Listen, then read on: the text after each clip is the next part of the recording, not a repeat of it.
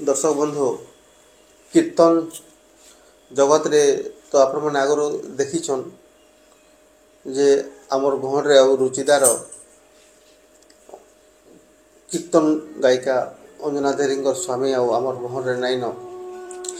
गत 27 तारीख दिन से यह धाम त्याग करिछन। आज वीडियो बनावार उद्देश्यटा ये जे आज सकालू सकालू अंजना देहरी भौणी फोन आसला मोर पास के कला बाबा तो बहुत करुले कथा बुझी होते किंतु फिर भी से धैर्य सहकार कहले जे जितके भी आम कीर्तन प्रेमी कीर्तन भक्त मैंने अच्छा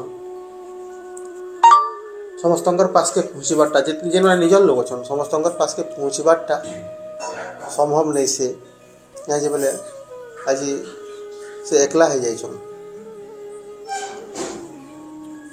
तो यूट्यूब माध्यम रे आपण मन को जड़े देवार के चाहूछन जे अर्पण भाईर कार्यघर के निश्चित भाव आपण माने पहुँचे से आपण मान के जड़े देवार के चाहूछन जे तांकर स्वामी अर्पण देहरी काम दशा जेन एवा 27 तारीख हबार के जाऊे मुझे आपण मान के मन के पठे देले कार्डटा भाभी नीरा आपण मानकर समस्त निके पठाला से आपण मान के सुने दूचे। ओम श्री श्री रामचंडी शरणे शरणम। प्रिय आत्मन अत्यंत दुखर सहित जनइबाकू पड़ुछि जे आम्भर पुत्र अर्पण देहरी माता इंदिरा देहरी और नेपाल देहरी पुत्र एवं अंजना देहरी स्वामी गत तारीख 27/4/2024 शनिवार दिन इहलीला संवरण करी परधाम को गमन कले।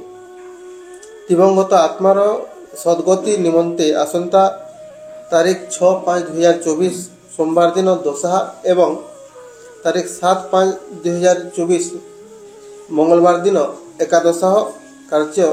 आम बेनियापाली स्थित बासभवन रे अनुष्ठित हेबो। एणु उक्त कार्य रे योगदान पूर्वक शोकाकुल परिवार वर्ग को सांत्वना प्रदान करिबा हेबे। विनीत गुणसागर देहरी, जगदीश देहरी, युधिष्ठिर देहरी, गोविंद देहरी, ग्राम बेनियापाली, जिला बरगढ़। कार्यग्राही देव देहरी, ग्राम बेनियापाली। शोकाकुल समस्त देहरी परिवार वर्ग एटा से आपण मानकर उद्देश्य रे जणे देवार के चाहिछन तो आमे आपण मान के जणे देनु और आपण माने समस्ते जाई करी केंदा करी से शोकाकुल परिवार के टिके सांत्वना देमा निश्चित भाव समस्ते जिमा तांगर घर के एति ही आज वीडियो माध्यम रे मेसेजटा देवार थिला। आशा करछे आपण माने बुझी जाइथिबे काहे बोले इहादे से रुचिदार ने रहबार प्रकृत रे अर्पण भाईंकर जन्म जगह होचे बेनियापाली तो सेन तांकर बाकी परिवार वर्ग लोग अछन तो सही जगह रे ही तांकर जन्म माटे सही जगह रे ही तांकर दशा आउ कामटा हेबा तो आपण मन यदि जानबा के चाहूछन बेनियापाली के नाड़ा अच्छे कणा सेटा ओडिशार बरगढ़ जिला अमाभना ब्लॉक पाखे अच्छे सेटा आमर गोठियापाली जेन आपण मन जानथिबे प्रदीप शंकर गाँ से पाखापाखी अच्छे